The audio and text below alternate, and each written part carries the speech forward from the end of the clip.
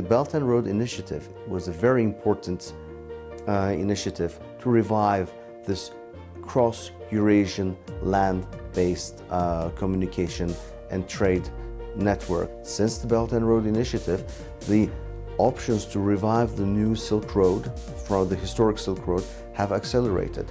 If we look directly at Turkey-China cooperation, we see, especially on the railroads, significant investments are being carried on, and they are continued to be developed. They want to jointly develop the Belt and Road Initiative.